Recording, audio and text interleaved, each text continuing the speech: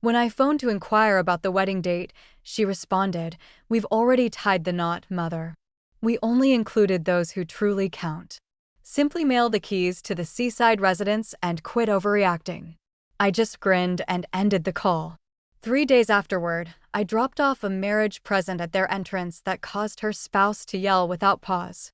If you're viewing this, hit subscribe and tell me your viewing location. Allow me to explain the lead-up, since this tale didn't commence with that discussion. It began 2 years prior when my child Madison first introduced Trevor to our home. I'm Carol, age 65, and up until 3 days back, I believed I understood my offspring. We once conversed daily. She'd ring amid her midday meal, and we'd discuss all sorts of topics, from trivial to significant. Office rumors, the newest streaming show, her romantic mishaps. Upon encountering Trevor, I felt true joy for her. She merited a partner who valued her sharp intellect and compassionate nature. "Mother, he's unique," she mentioned that initial evening, nearly radiant. "He truly comprehends me." I'd cooked my renowned pasta bake, the dish Madison had craved since age 12. Trevor showed up in a costly outfit, bearing flowers and praise for my residence. He possessed an attractive, refined appearance that often aroused my caution. Yet Madison seemed so delighted, I set aside my reservations. Over the meal, he posed insightful queries regarding my caregiving profession and appeared sincerely engaged with my anecdotes. He praised the pasta bake, assisted in tidying the dishes, and even proposed washing up. Ideal courteous conduct that ought to have been endearing, but seemed somewhat scripted. "Your mom nurtured a wonderful child," he remarked to me during his farewell embrace. "You have every reason to feel pleased." I did feel pleased. Madison held a thriving position in promotions, possessed her personal apartment, and had never depended on others for support. She was self-reliant, determined, and assured, precisely what I'd instilled in her. However, that evening, a concern lingered. Perhaps it was how he referred to Madison, as if she were a trophy he'd acquired, or the fact that he'd referenced my lovely oceanfront estate 3 times amid the supper. I possessed a modest coastal cottage in Cape Cod that my relatives had held for 15 years, a spot where Madison and I enjoyed each summer side by side. "He's quite keen on our customs," I shared with my sibling Janet the following day. "That's endearing, Carol. It indicates he desires inclusion in the clan." I wished to accept that. I truly did. But an aspect of Trevor's flawless grin evoked memories of my former spouse, Robert, Madison's dad. Robert possessed that identical allure, that same method of making you feel unique until he concluded you served no further purpose. In the ensuing months, I observed Trevor gradually embed himself into all facets of Madison's existence. He held views on her companions, her occupation, even her bond with me. The everyday chats turned into weekly ones, then monthly, then scarcely any. "Trevor believes I ought to concentrate more on our partnership," Madison clarified when I questioned her growing detachment. "He states thriving pairs put one another first." That ought to have signaled my initial warning, but I convinced myself I was overly guarding. Madison was 28, fully able to form her own choices. If she felt content, I should feel content on her behalf. But then arrived the betrothal celebration I wasn't asked to attend. I discovered Madison's engagement like outsiders did, via social media. An image of her left hand displaying a huge gemstone band with the note, "He proposed," I accepted. Eager to begin our eternal bond. 53 approvals and rising. Remarks from pals and colleagues offering well wishes. None inquiring about her mom's absence, since most likely presumed I was already informed. I gazed at that picture for 10 minutes, my beverage cooling as I attempted to absorb the sight. My offspring was betrothed, and I'd learned through online posts. I rang her right away. "Oh goodness, Mother. I deeply regret that." Madison's tone was excited, out of breath. It occurred just last evening, and we were so immersed in the instant. Trevor caught me off guard at our preferred eatery, then we returned to his home and contacted his folks. And time slipped away, and I plan to reach you this morning. I promise. Best wishes, dear. I infused affection into my words. Describe it all. And she did. For 20 minutes, she enthused over the proposal, the jewelry, the romance of it, how Trevor's folks had promptly begun organizing a betrothal event at their golf club, how they envisioned a vernal ceremony. "When is the betrothal event?" I inquired. A brief silence followed. "Next Saturday. It'll be modest, merely close relatives and some intimate pals." "Should I arrange to travel down Friday evening?" Another silence. More extended this time. "Mother, regarding that. Trevor's relatives have precise notions about such occasions. His mom is rather conventional and has arranged all according to their practices." I sensed a chill in my gut. "What does that imply, Madison?" "It implies, well, it's primarily for Trevor's branch of the family and a handful of our mutual acquaintances. It's not that you lack significance. It's simply that they follow certain methods, and Trevor feels it's wiser if we honor that. Trevor feels everything had revolved around what Trevor feels." I understand. I maintained a steady, even tone. "And what is your opinion?" "I believe Trevor understands his relatives better than I, and I aim to begin positively with them." "You get it, correct? We'll arrange something unique." Solely us three shortly. That occurred 6 months earlier. We never arranged anything unique, solely us three. In truth, I'd encountered Trevor only twice since. And on both occasions, he'd been courteous yet aloof. As if I were Madison's aged relative he must endure instead of her mom, who had nurtured her solo following her dad's desertion when she was 8. The ceremony preparations unfolded without my involvement. Madison would reference elements casually. They'd selected a location, reserved a picture taker, picked blooms. But when I proposed assistance or sought details on particular arrangements, I received ambiguous replies about how Trevor's managing the bulk or his mom has contacts. 3 months prior, I asked about the timing so I could schedule leave from my half-time role at the community book center. "We're considering early October," Madison stated. "Likely the second weekend." Trevor's exploring sites. That seems wonderful. October in New England is gorgeous. Are you contemplating hosting it at the coastal cottage? I could. Oh no, Mother.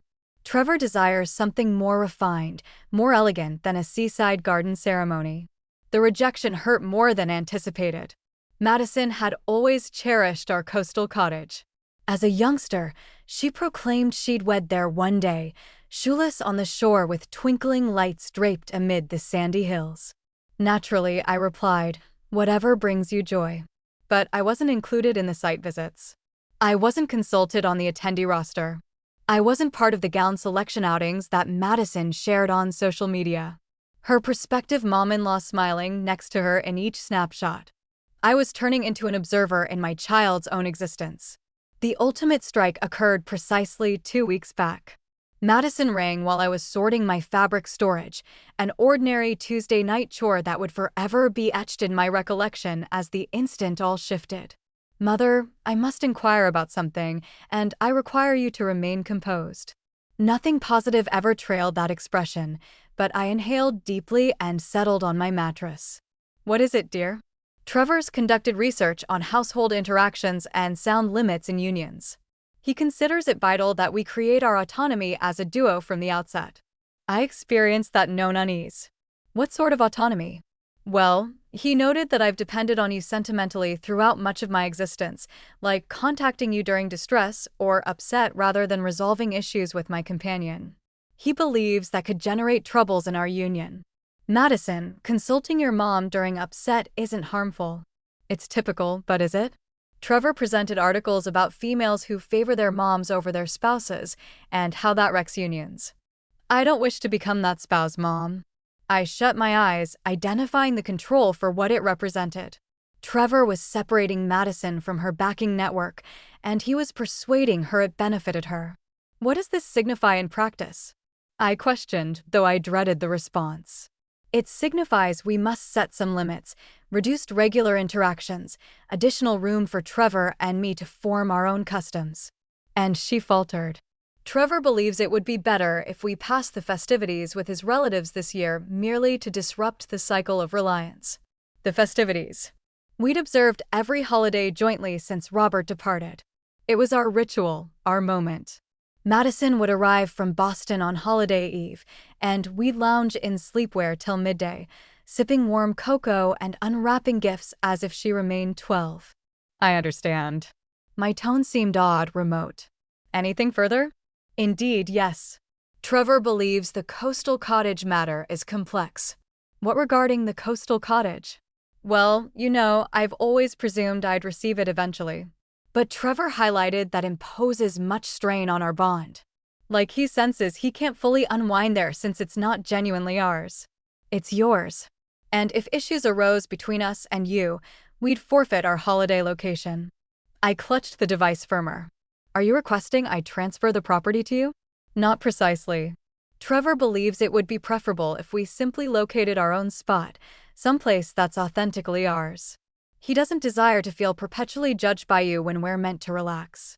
Judged by me, the lady who'd hardly encountered him in the previous year. Madison, that property has belonged to our kin for 15 years. It's where you mastered swimming, where we've created countless recollections together. I know, Mother, and I value those recollections. But I'm forming a fresh kin now with Trevor, and he requires feeling like we possess our own unique spots, Spots that excluded me. I concluded that discussion with assurances to contemplate all and honor their desire for distance. But inwardly, I was already strategizing. Not vengeance, not at that point. But I intended to uncover precisely who Trevor truly was and what he sought from my child. It required exactly 1 week of cautious online investigations and several calls to Madison's university pals to assemble Trevor's routine. Madison wasn't his initial affluent, trusting partner.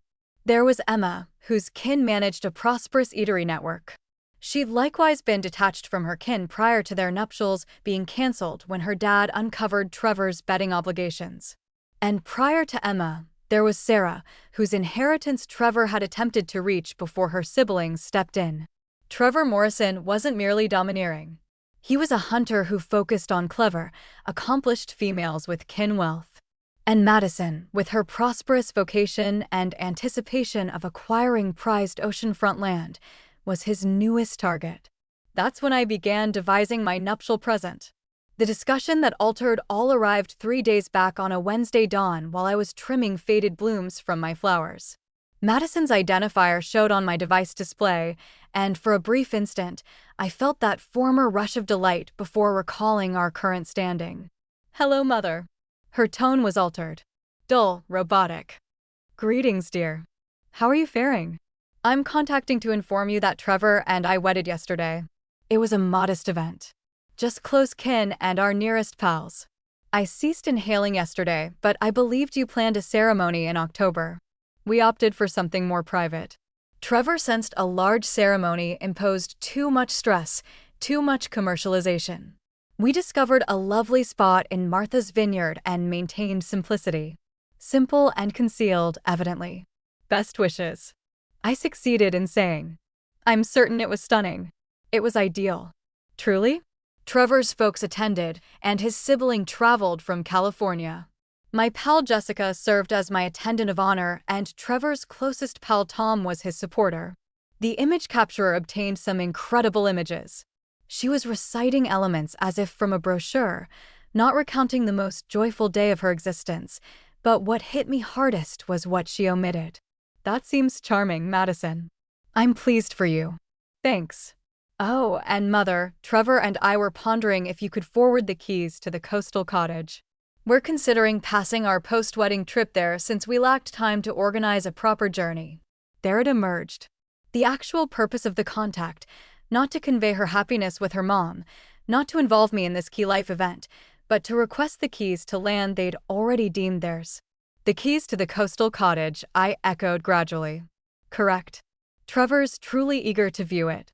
I've shared so much about it with him through the years. He's especially curious about the upgrades you've made and the land's value growth. Land value growth. How sentimental. Madison, when you state you wedded yesterday, do you mean you held an event or do you mean you're officially wedded? Both. We obtained the permit last week and held the event yesterday. Why? Just confirming. And you didn't consider inviting your mom to your ceremony? A silence ensued. Mother, please avoid turning this theatrical. It was Trevor's choice to maintain modesty, and frankly, after all we discussed concerning limits, I believed you'd comprehend. I comprehend fully. And I did. I comprehended that my child had wedded a male who had persuaded her that omitting her own mom from her ceremony was beneficial. I comprehended that Trevor had accomplished his scheme to detach Madison from the single individual who might have shielded her from him. So, you'll forward the keys. We're aiming to travel up this Friday. Certainly, dear. I'll ensure you receive them. Following the end of the call, I remained in my yard for an extended period, gazing at my flowers and contemplating routines. Trevor adhered to routines. He detached females from their kin, persuaded them to grant him entry to their resources, and then likely proceeded when he'd obtained what he desired or when inquiries arose. But Trevor had committed one vital error. He'd presumed I was merely another powerless mom who would silently consent to exclusion from her child's existence. He'd misjudged what occurs when you corner a female and remove what she treasures most globally. I devoted the remainder of that day to making contacts and dispatching messages.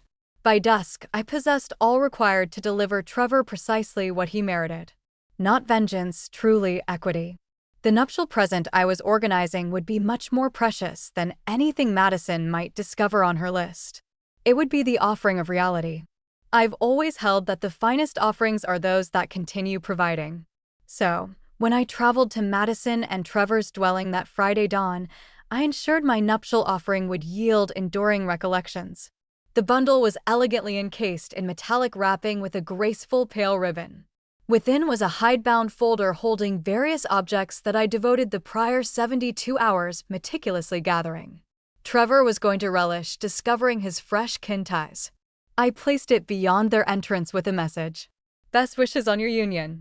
Every fresh spouse should learn of his partner's kin legacy. With affection, Carol. Then I returned home and awaited. The contact arrived at 2:17 p.m. Madison's identifier, but Trevor's tone, and he was shrieking, "What on earth is your issue? You deranged old hag. How dare you deliver this rubbish?" I placed my teacup down softly. "Greetings, Trevor. I assume you unwrapped your nuptial offering. This lacks humor. This is torment. I'm contacting authorities. I'm perplexed. Dear, what precisely would you declare? That your mom's spouse provided you a nuptial offering containing open documents and press reports." In the distance, I could perceive Madison weeping. Trevor, relax. Allow me to converse with her. No, this female is mad. She's attempting to wreck our union before it commences. I couldn't resist grinning. Trevor, certainly you're not distressed about me revealing some intriguing kin legacy. I believed you'd value knowing of the links between our clans. The fact was, I uncovered something utterly captivating during my inquiry into Trevor's past. It emerges that Trevor's granddad, William Morrison, had participated in a quite notable commercial transaction with my deceased spouse, Robert, back in 1987, a property building agreement that had proceeded very, very poorly. The papers I'd enclosed in the nuptial offering narrated the full account. How William Morrison and Robert had been associates in a retail complex building venture. How Morrison had methodically siphoned funds from their shared ledgers. How Robert had forfeited nearly all, including his initial union due to Morrison's theft. How Morrison had escaped to Florida with over $2 million, leaving Robert insolvent and confronting legal actions from backers. But that wasn't the most captivating portion. The most captivating portion was what I'd uncovered in the concluding press report from 1993. William Morrison had perished in a vehicle mishap, but not before admitting on his final bed to his grandchild Trevor about the funds he'd pilfered and concealed in diverse ledgers. Funds that Trevor had been discreetly tapping for years. Funds that had supported his way of life, his pricey attire, his capacity to court females like Madison without maintaining a genuine occupation. Funds that rightfully pertained to Robert's holdings, which, since Robert had passed 3 years prior, now pertained to his sole successor, Madison. Trevor, I stated serenely into the device. I also enclosed contact details for the legal office that managed Robert's holdings.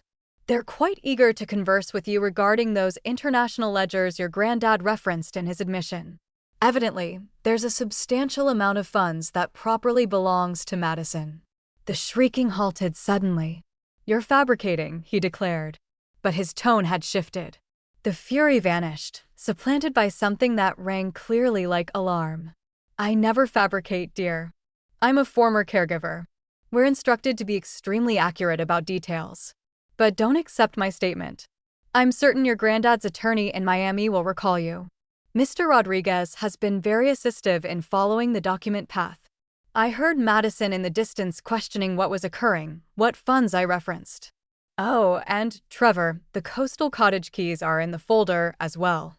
Regard it as my nuptial offering to you both.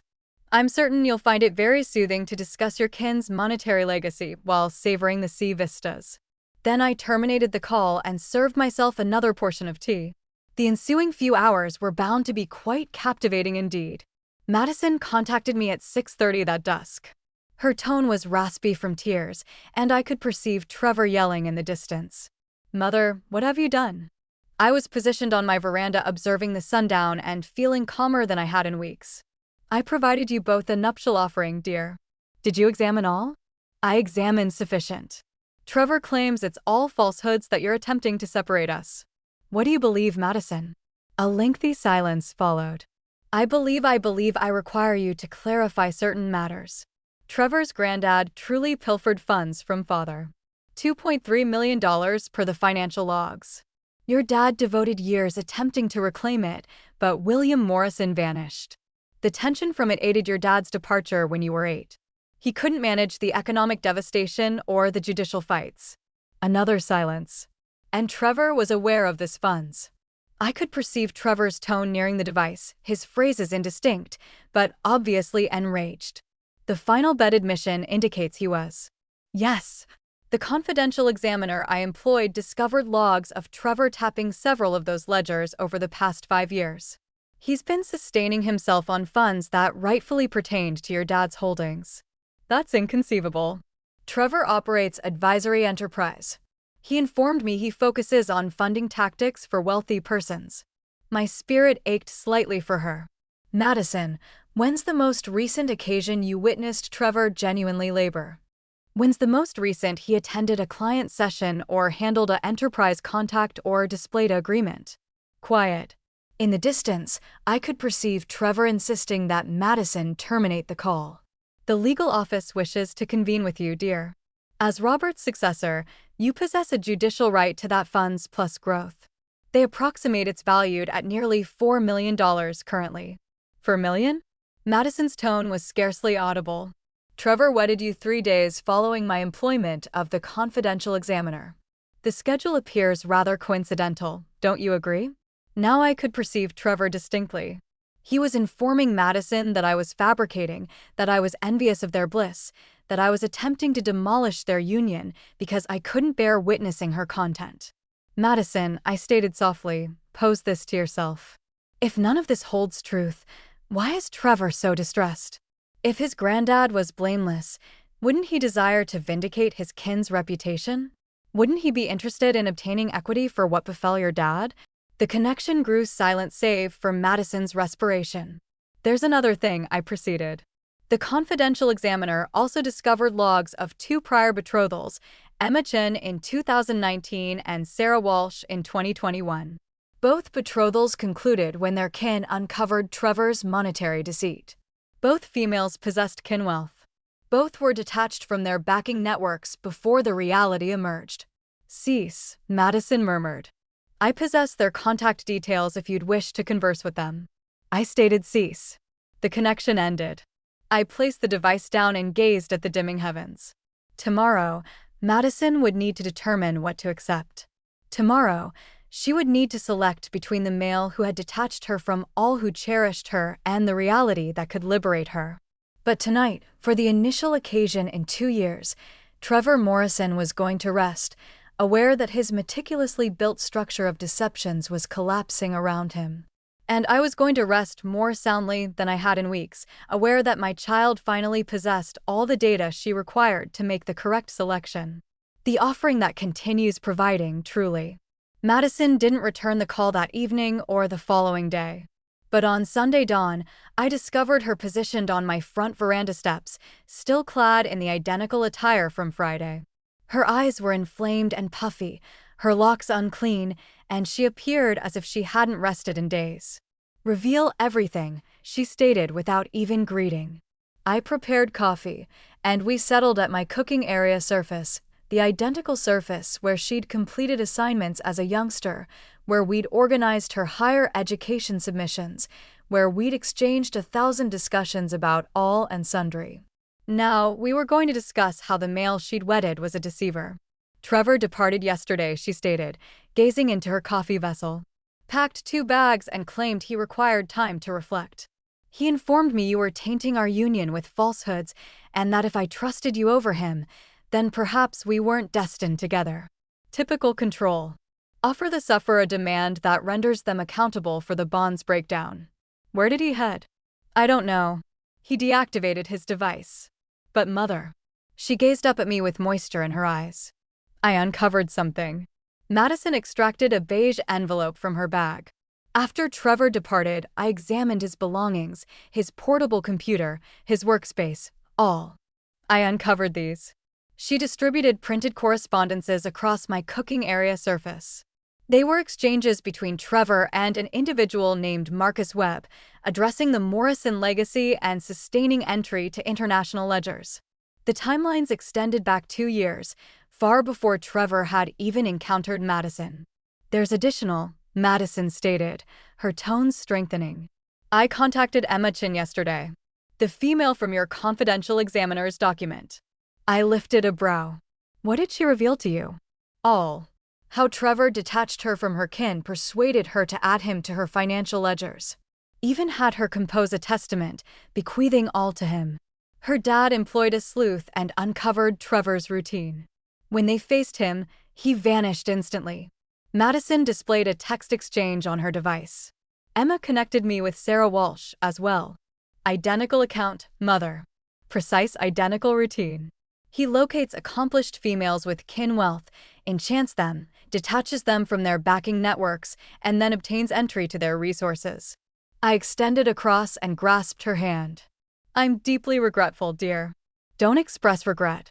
You attempted to alert me, and I opted not to heed. I opted to trust a male I'd known for 2 years over the mom who nurtured me." She dried her eyes with her hands reverse.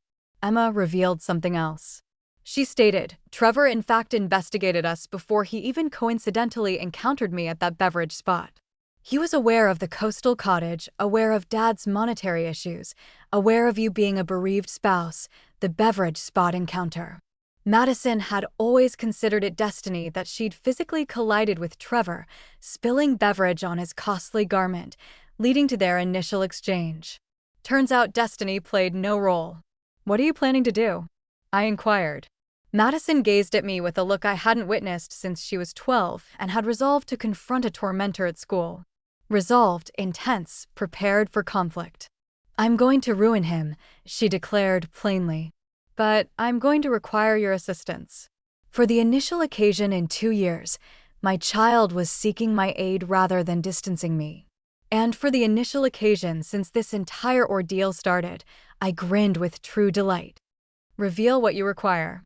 The strategy we formulated was elegantly straightforward. Trevor would return eventually. Males like him always do when they believe the turmoil has subsided. He'd express regret, vow to alter, perhaps even assert he'd been perplexed or burdened by the claims. He'd attempt to mend matters and revert to his initial scheme of accessing Madison's resources, but when he returned, we'd be prepared for him. Madison contacted the legal office that Monday and convened with Roberts Holdings lawyer, Patricia Winters. The updates were superior than I'd anticipated. Not only did Madison possess a judicial right to the funds Trevor's granddad had pilfered, but because Trevor had been tapping those ledgers while aware they held pilfered funds, he could face accusations of illicit collusion and funds cleansing. "The time limit on the original pilfering has lapsed," Patricia clarified to Madison via contact. "But your spouse's recent entry to those ledgers restarts the judicial timer. He's basically been accepting pilfered goods for years." Patricia also linked Madison with a national sleuth who focused on monetary deceit. Agent Jennifer Liu had been monitoring Trevor's routine for weeks, constructing a prosecution based on grievances from Emma and Sarah's kin. We've been awaiting the appropriate chance to advance. Agent Liu informed us during a group call. Your circumstance supplies the concluding elements we require. If you're prepared to assist, we can establish a managed procedure. Madison consented right away. She desired Trevor accountable, not merely for what he'd inflicted on her, but for what he'd inflicted on Emma and Sarah and who knows how many additional females. Wednesday midday, Trevor messaged Madison. Can we converse? I yearn for you. I'm prepared to return. Madison displayed the note to me. Should I reply? Inform him you yearn for him, too, and that you're regretful for questioning him. Inform him you recognize I was merely envious and attempting to stir issues. She composed the note, her mouth tightened with fury, but her phrases flawlessly designed to attract Trevor's self-importance. He replied within moments, stating he'd be home by Friday dusk and that they could commence anew. Agent Liu instructed us Thursday dawn. The dwelling will be observed. Madison, you'll wear a recorder and have operatives stationed nearby. All you need is to prompt him to confess he was aware of the pilfered funds and that he wedded you to obtain entry to your legacy. What if he doesn't admit? Madison inquired. Then we advance with the monetary proof we already hold, but a taped admission would bolster the prosecution substantially and aid us pursue accusations linked to his other sufferers.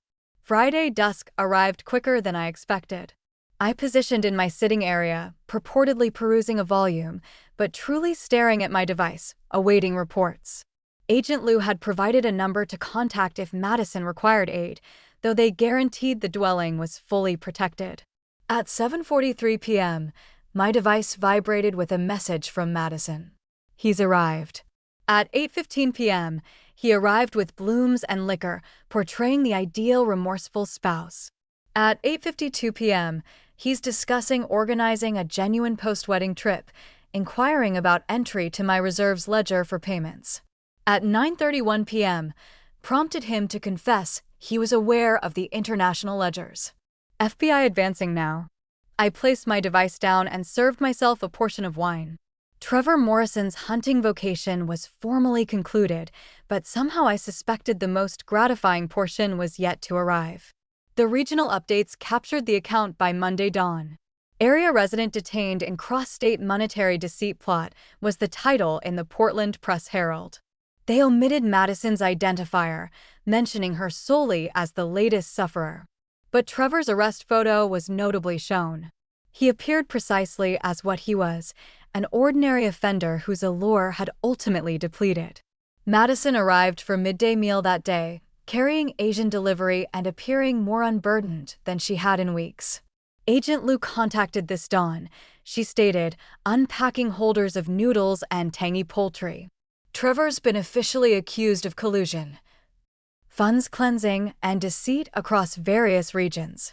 His release was fixed at $500,000. I almost gagged on my tea. $500,000. Evidently, he's viewed as an escape hazard since he has entry to international ledgers and a record of vanishing when faced. His folks can't cover the release, and his ledgers have been immobilized pending inquiry.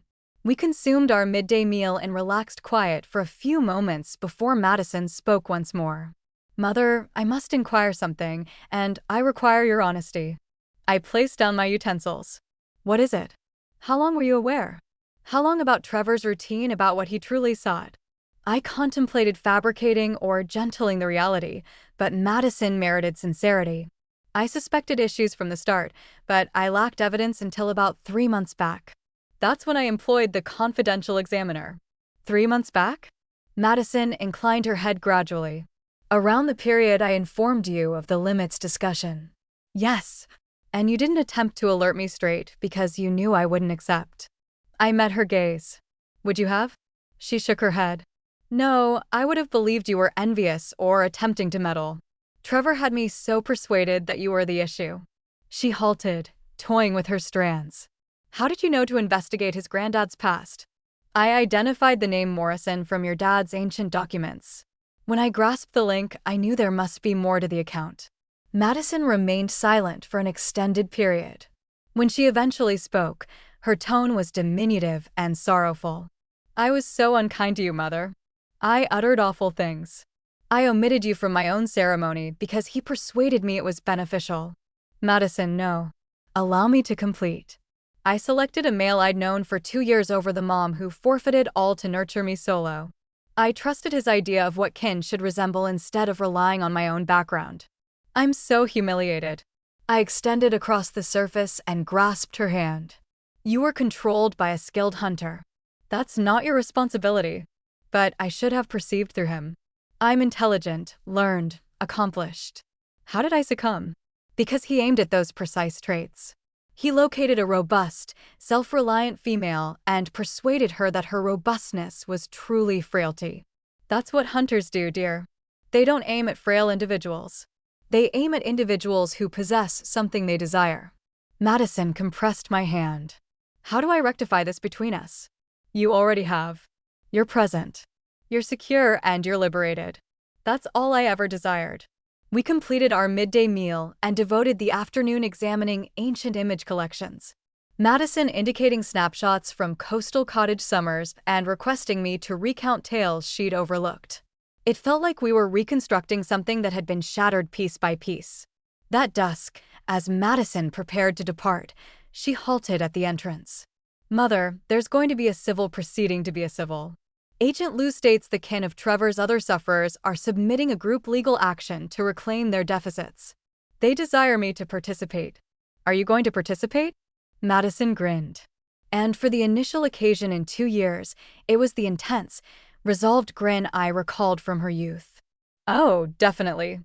I'm going to ensure Trevor Morrison never has the chance to injure another female again." That's my child, I thought. Welcome return. The proceedings started 6 weeks afterward, and it was all I could have desired. Patricia Winters had been accurate about the funds. Madison was qualified for nearly $4 million in reclaimed resources, plus growth and compensations. But more crucially, the accusers had constructed an impenetrable prosecution against Trevor that revealed his whole scheme. Emma Chin traveled from Seattle to give evidence, appearing assured and expert in a deep blue outfit. Sarah Walsh traveled from New York, obviously anxious, but resolved to witness equity served. Together with Madison, they depicted an image of a methodical hunter who had perfected his method over years of rehearsal. I positioned in the audience, daily observing my child recount her account with poise and fortitude. She gave evidence about the detachment, the control, the manner Trevor had persuaded her to question her own senses and sever connections with her kin. She spoke steadily and distinctly, never collapsing, never permitting feeling to overpower her details. Trevor's protection lawyer attempted to depict him as a misled youth who had made unwise selections, but wasn't a felonious genius. That approach crumbled when Agent Liu displayed proof of Trevor's thorough inquiry into each of his sufferers, including monitoring snapshots of Madison captured weeks prior to their coincidental encounter. But the most ruinous evidence came from an unforeseen origin. On the third day of the proceeding, the accusers summoned Marcus Webb, the individual who had been exchanging with Trevor about the international ledgers. Webb had been detained as a collaborator and had consented to give evidence for a lessened penalty. Mr. Morrison reached me in 2018. Webb gave evidence, requesting aid in accessing ledgers his granddad had set up before his demise. When I clarified the judicial intricacies, he informed me he was developing an extended scheme to validate his entry to the funds. What did he mean by extended scheme? The accuser inquired. He stated he was going to wed someone with a judicial right to the funds. He displayed press reports about Robert Thompson's monetary deficits and clarified that Thompson's successor would be the proper possessor of the pilfered funds. He stated once he obtained entry to that individual's finances by a union, he could declare the international funds as shared assets. Madison paled at this evidence. The accuser continued interrogating Webb. Did Mr. Morrison address specific aims for this scheme? Yes. He had pinpointed 3 possible prospects based on their kin monetary histories and personal situations. He displayed social media pages and clarified why each female would be susceptible to his method. Was one of those females Madison Thompson? Yes. He stated she was the perfect dame because she was accomplished, but sentimentally detached after her dad's desertion, close to her mom who possessed prized land, and innocent about bonds due to restricted romantic background. I observed Madison's expression as she heard herself portrayed as an aim, a target to be utilized. The anguish in her eyes was dreadful, but beneath it I perceived something else. Fury. Pure concentrated fury at the male who had examined her weaknesses like a hunter examines quarry. Trevor's lawyer protested repeatedly, but the harm was inflicted. The panel now grasped that Trevor hadn't merely been tapping pilfered funds. He had coordinated an intricate multi-year scheme to control Madison into union so he could judicially declare resources that belonged to her kin. When Webb concluded his evidence, Trevor appeared diminished somehow, slouched in his seat like the pitiful offender he'd always been, beneath the costly attire and rehearsed allure. The panel considered for less than 3 hours. Culpable on all accusations. The terms resounded through the chamber as Trevor Morrison's meticulously built realm fell apart around him. Collusion, funds cleansing, deceit, and a fresh accusation the accuser had included based on Webb's evidence, illicit union deceit with purpose to commit major theft.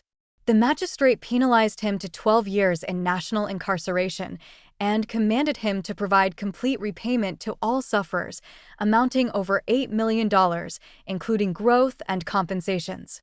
Since Trevor had already expended most of the funds he'd pilfered, this signified he would exit incarceration as destitute as his sufferers had been when he'd concluded with them. Madison gave evidence during the penalty session, presenting a sufferer effect declaration that left half the chamber emotional. Trevor Morrison didn't merely pilfer funds from me, she stated, gazing directly at him as he sat restrained at the accused's surface. He pilfered 2 years of my existence, my bond with my mom, my capacity to rely on my own discernment, and my belief in affection itself. He persuaded me that the individuals who genuinely cared for me were the adversary, while he was methodically scheming to deprive me completely. She halted, composing herself, then proceeded with resolve in her tone. But here's what Trevor didn't grasp about the females he aimed. We're not frail. We're not sufferers awaiting occurrence. We're robust, clever females who were briefly misled by a skilled deceiver. And when we uncovered the reality, we didn't merely depart. We resisted collectively. Trevor maintained his gaze lowered during Madison's declaration. But I perceived his shoulders tremble when she stated, I hope you devote every day of your penalty contemplating the existences you wrecked and the females who were robust enough to reconstruct them. After the penalty, we assembled outside the judicial building. Madison, Emma, Sarah, Agent Lou, and me. The press desired discussions, but we courteously refused. This wasn't about exposure or vengeance. It was about equity. Emma embraced Madison farewell. Thank you for being courageous enough to don that recorder. Without your tape, we might never have secured a verdict. Sarah compressed my hand. Thank you for not abandoning your child. If you hadn't probed Trevor's past, he'd still be out there locating fresh sufferers. Agent Lou provided us all her details. You've assisted us terminate a hunter who might have injured dozens more females. The FBI values your assistance, but more crucially, you should feel proud of your bravery. As the group scattered, Madison and I proceeded to our vehicles in relaxed quiet. Finally, she turned to me. Mother, I have something to inquire. What's it worth, dear? She grinned, that gorgeous grin I'd yearned for 2 years.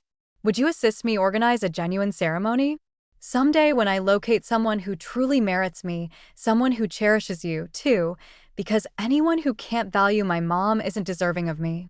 I felt moisture prick my eyes. I would be privileged. And mother, the coastal cottage. I know Trevor prompted me to utter those dreadful things about it not being elegant enough. The fact is, I've always envisioned wedding there, shoeless on the shore, with twinkling lights draped amid the sandy hills, just like I used to scheme when I was small. It would be ideal, I stated, embracing her firmly. As we traveled away from the judicial building, I contemplated the female I'd nurtured. Madison had been briefly misplaced, misled by a master controller who had aimed her generosity and turned it against her. But ultimately, the fortitude I'd witnessed in her as a youngster had reemerged. She'd discovered her path back to herself and back to me. Trevor Morrison had committed one deadly mistake in his assessments. He'd presumed that detaching Madison from her kin would render her susceptible and reliant. Instead, it had merely rendered our eventual gathering stronger and our united wrath more ruinous than he could have envisioned. The hunter had become the quarry, and equity had been delivered by the very females he'd attempted to wreck. Some nuptial offerings truly continue providing, and the offering of reality, once revealed, can never be retracted. Gratitude for hearing. Remember to subscribe and feel welcome to post your account in the remarks. Your perspective counts.